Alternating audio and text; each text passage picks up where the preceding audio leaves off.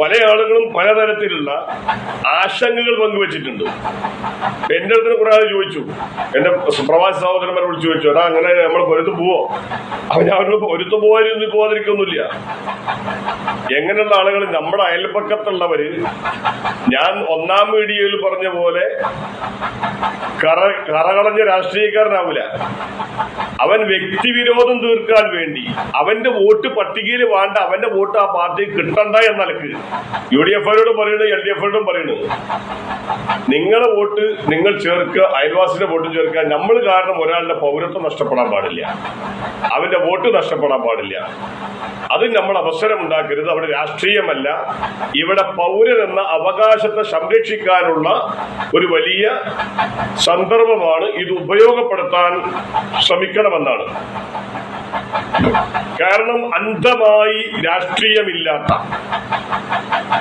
എന്നാൽ രാഷ്ട്രീയ വിരോധം മൂത്ത് അനുഭാവിയായി നിൽക്കുന്ന തലതിരിഞ്ഞ ആളുകൾ ഉണ്ടാകും നമ്മുടെ അയൽപക്കത്തൊക്കെ.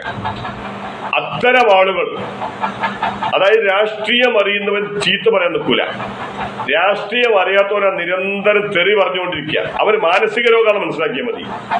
അത്തരം മാനസിക രോഗികൾ നമ്മുടെ അയൽപക്കത്ത് എവിടെയെങ്കിലും ഉണ്ടെങ്കിൽ അവരെടുത്ത് BLO പോയിട്ട് അവർ BLO അങ്ങോട്ട് വിളിക്കാൻ ശ്രമിക്കണം. അവിടെ BLO വന്ന് അറിഞ്ഞു കഴിഞ്ഞാല് ഞങ്ങളോട് ഇങ്ങോട്ട് പോയി വിളിക്കാൻ നോക്കണം. അല്ലെങ്കിൽ ആ വോട്ട്, നമ്മുടെ വോട്ട് ചേർക്കാൻ അവസരം കിട്ടാതെ വരും. പിന്നെ നമ്മൾ നമ്മുടെ സമയം ഉപയോഗപ്പെടുത്തണം, ഉണർന്നിരിക്കണം. ഇപ്പോൾ ഉറങ്ങിയാൽ ഒരു പക്ഷേ ഇന്ത്യയിൽ തന്നെ നിൽക്കാൻ അവസരമില്ലാത്ത പുറത്തേക്ക് പോകേണ്ട അവസ്ഥ വരും. ആസാമിലൊക്കെ 10,000-കണക്കിന് ആളുകൾ അട്ടിയോടിക്കപ്പെട്ടിട്ടുണ്ട്. എവിടേക്കാ പോവുക? കാരണന്മാരാരെങ്കിലും ഉണ്ടാ ഇന്ത്യക്ക് പുറത്ത്? ഇവിടല്ലേ നമ്മുടെ വാപ്പാരന്മാരൊക്കെ ഉള്ളത്? അവർ സമ്പാദിച്ചവിടല്ലേ? നമുക്ക് ഇവിടെ നിൽക്കാനുള്ളത്. നമ്മൾ ജനിച്ചു വന്നതാണ്, ഇവിടെ മരിക്കാനുള്ളത്. ആ ബോധ്യം ആദ്യം ഉണ്ടാവണം.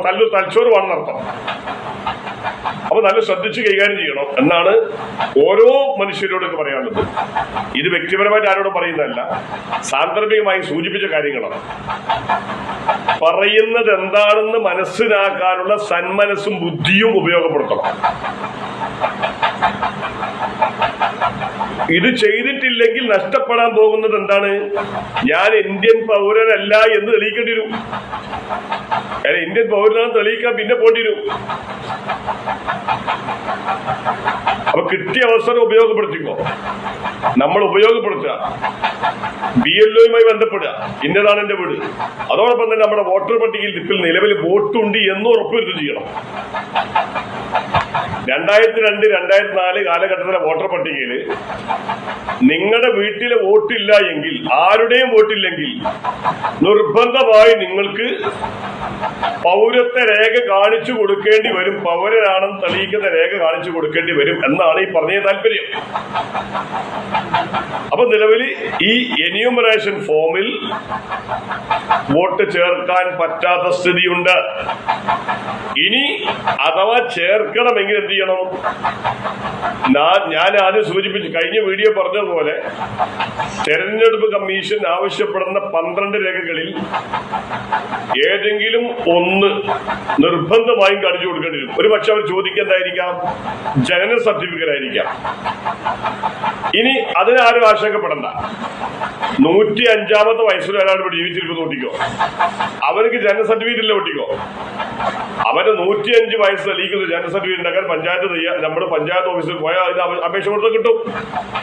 അതിപ്പോ സംവിധാനമുണ്ട്, അത് ഉപയോഗപ്പെടുത്തണം. എനിക്ക് സർട്ടിഫിക്കറ്റ് ഇല്ലല്ലോ എന്ന് പറഞ്ഞിട്ട് എന്ത് ചെയ്യണ്ട, സങ്കടപ്പെടാതിരിക്കണ്ട. അതിനൊക്കെ രാജ്യത്തെ സംവിധാനങ്ങളുണ്ട്. നിങ്ങളുടെ അവിടുത്തെ രാഷ്ട്രീയക്കാരുമായി ബന്ധപ്പെട്ട്, അവിടെ മെമ്പറുമായി ബന്ധപ്പെട്ട് കഴിഞ്ഞാൽ, അല്ലെങ്കിൽ അവിടെയുള്ളൊരു പൊതുപ്രവർത്തനവുമായി ബന്ധപ്പെട്ട് കഴിഞ്ഞാൽ അത്തരക്കാരുടെ ജനന സർട്ടിഫിക്കറ്റ് ഉണ്ടാക്കാൻ കുഴപ്പമുണ്ടാവില്ല. ഒരു പക്ഷേ സത്യവാങ്മൂലം കൊടുക്കേണ്ടി വരും, മാത്രമേ ഉള്ളൂ. 2 സാക്ഷികളൊക്കെ വേണ്ടി വരും. അങ്ങനെ കിട്ടാത്ത കുടുംബത്തിൽ ഇഷ്ടം ആൾക്കാരുണ്ടാവുമല്ലോ. അതിന് കുടുംബേറ്റപ്പോൾ നല്ല ബന്ധം സ്ഥാപിക്കണം.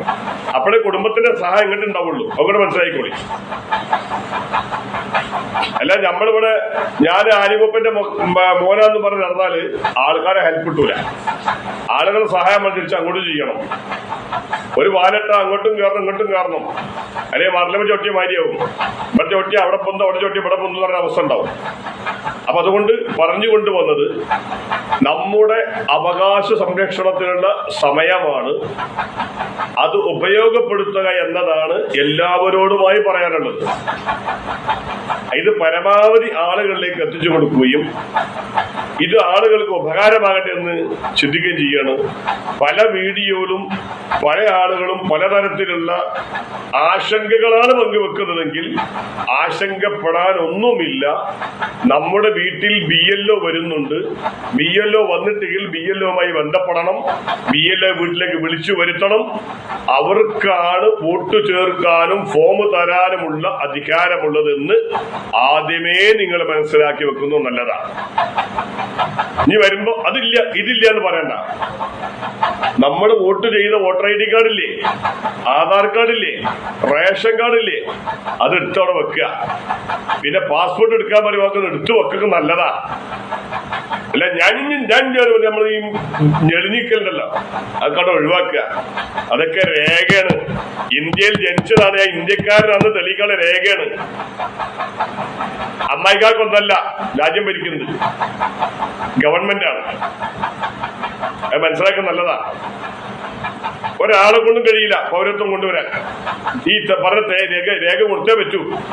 ഞാൻ ഇവിടെ ജനിച്ചത് എന്റെ ഉപ്പാന്റെ പേര് എന്റെ അമ്മാന്റെ പേര് ഒരു കാര്യമില്ല. രേഖ കണ്ട് കൊടുക്കണം. തെളിവ് കൊടുത്തെങ്കിലേ ഞാൻ ഇന്ത്യക്കാരെന്ന് പറയാൻ പറ്റുള്ളൂ. അത് മനസ്സിലായിക്കോളിയാ നല്ല ആദ്യം. കുറച്ചെങ്കിലൊക്കെ ബോധം ഉണ്ടാവണം. നമ്മൾ ചോറും കഞ്ഞിയും കുടിക്കുന്ന ആൾക്കാരല്ലേ, ബുദ്ധി ഉണ്ടാവും. ആ ബുദ്ധിയോട് ചിന്തിക്കണം. അതിന് കുറച്ചെന്ത് ചെയ്യാന്നറിയോ, കുറച്ചൊക്കെ ഈ ലോകവിവരം പഠിക്കാനൊരു മനസ്സ് കാണിക്കണം. അപ്പൊ നമ്മുടെ കയ്യിലൊക്കെ മൊബൈൽ ഉണ്ടല്ലോ, അതിലൊക്കെ വാർത്ത വരുന്നുണ്ടാവും. വാർത്തയൊക്കെ ഒന്ന് വായിച്ചു വെക്കുക, ടെക്സ്റ്റ് മെസ്സേജ് വായിച്ചു വെക്കുക. ഇക്കൊന്നുമില്ല, ഒക്കെ അയാൾ ചെയ്തോളൂ, ഒക്കെ അവര് ചെയ്തോളൂ കിടന്നാണ്ടല്ലോ. ആളില്ലെങ്കിൽ എന്ത് ചെയ്യും? നമ്മളെ വീട്ടില് കാരണവരില്ല, പിന്നെ അവിടെ കാരണവരാരാ? ആ വീട്ടിലെ അമ്മയാണ്. ആ അമ്മക്ക് കുറച്ച് ബോധം വേണം. അല്ലെങ്കിൽ വല്യമ്മയാണ്, അല്ലെങ്കിൽ വല്യപ്പയാണ്. അവർ കുറച്ച് ഇതുമായി ബന്ധപ്പെട്ട് ബോധം വേണം. അതെന്ത് ചെയ്യണം? ഉപയോഗപ്പെടുത്തണം. നമ്മുടെ കയ്യിലുള്ള സാധനം നെറ്റൊക്കെ ഉണ്ടാവും. അങ്ങനെ വാർത്തെങ്കിലും കേൾക്കണം. എന്താ പറയുന്നത്, ഏതാ പറയുന്നത് മനസ്സിലാക്കണം. മനസ്സിലായില്ലേ? അപ്പൊ ഭയപ്പെടാനൊന്നുമില്ല, ആശങ്കപ്പെടാനൊന്നുമില്ല. ഇത് നമ്മുടെ കൈവശം ഈ സാധനങ്ങൾ ഉണ്ടായാൽ മതി. അപ്പൊ 2 രേഖകളുടെയെങ്കിലും ഫോട്ടോ കോപ്പി സഹിതം ഒറിജിനൽ നമ്മുടെ കയ്യിൽ ഉണ്ടാകണം. കാരണം ഈ തെരഞ്ഞെടുപ്പ് കമ്മീഷന് ഇയാൾ ഇന്ത്യക്കാരാണ് തെളിയിക്കുന്ന രേഖ ഇവർ BLO കൊടുക്കണേ. ആ BLO ഉണ്ടാക്കാൻ പറ്റൂല, നമ്മൾ ഉണ്ടാക്കിയേക്കണം. അവൻ ജനന സർട്ടിഫിക്കറ്റ് ഇല്ല എന്ന് പറയാൻ പായണ്ട, അതൊക്കെ കിട്ടും. അത് 105 വയസ്സാലും കിട്ടും, കേട്ടില്ലേ? അത് 2 സാക്ഷികൾ വേണ്ടിരും, ചിലപ്പോൾ 4 ആൾ വേണ്ടിരും, കുടുംബത്തിലെ ആളുകൾ വേണ്ടിരും, ബന്ധുക്കളാര് വേണ്ടിരും, പിന്നെ പൊതുപ്രവർത്തകന്മാരെ വേണ്ടിരും. അപ്പൊ നമ്മുടെ നാട്ടിലെ പൊതുപ്രവർത്തകരോട് പറയാ, കാരണം എല്ലാ പൊതുപ്രവർത്തകരും നല്ലപോലെ ചെയ്തോളുന്നില്ല. കായിട്ട് ചെയ്യുന്ന കുറെ പ്രവർത്തകന്മാരുണ്ട്. എന്നിട്ടൊരു അവനാ ചെയ്തത് ചിലപ്പോൾ അന്നേകൊന്നും മേടിച്ചിട്ടുണ്ടാവില്ല, മറ്റവരൊക്കെ 10,000 ലക്ഷങ്ങൾ മേടിച്ചിട്ടുണ്ടാവും. അത് അവരോട് ചോദിച്ചാലേ അറിയുള്ളൂ. അപ്പൊ ഇത്തരം കാര്യങ്ങളൊക്കെ മനസ്സിലാക്കി ആത്മാർത്ഥമായി പൊതുപ്രവർത്തനം നടത്തുന്ന ആളുകളുമായി ബന്ധപ്പെട്ടാൽ ഇത്തരം കാര്യങ്ങൾക്ക് പരിഹാരം ഉണ്ടാകും. അത് ഒന്നാമത്തെ ഘടകം BLO ആണ്, ബൂത്ത് ലെവൽ ഓഫീസറാണ്. BLO എന്ന് പറഞ്ഞാൽ booth level officer. Booth level ഓഫീസർക്കാണ്, അയാൾക്കാണ് പ്രധാനപ്പെട്ട അധികാരമുള്ളത് ഈ വോട്ടറുടെ വോട്ട് ചേർക്കാനും ഇല്ലാതെയാക്കാനും എന്നുള്ളത് നമ്മൾ മനസ്സിലാക്കുക. അപ്പൊ നമ്മുടെ BLO ആരാണ്, BLOയുടെ സ്വഭാവം എന്താന്നൊക്കെ പഠിച്ച് അതും മനസ്സിലാക്കി വെക്കുന്നത് നല്ലതാണ്. അവരുടെ നമ്പറൊക്കെ കൈവശം വെക്കുന്നത് നല്ലതാണ് എന്നുകൂടി ഈ സമയം സൂചിപ്പിച്ചുകൊണ്ട് നിർത്തുന്നു. നിങ്ങൾക്ക് നമസ്കാരം. അസ്സലാമു അലൈക്കും.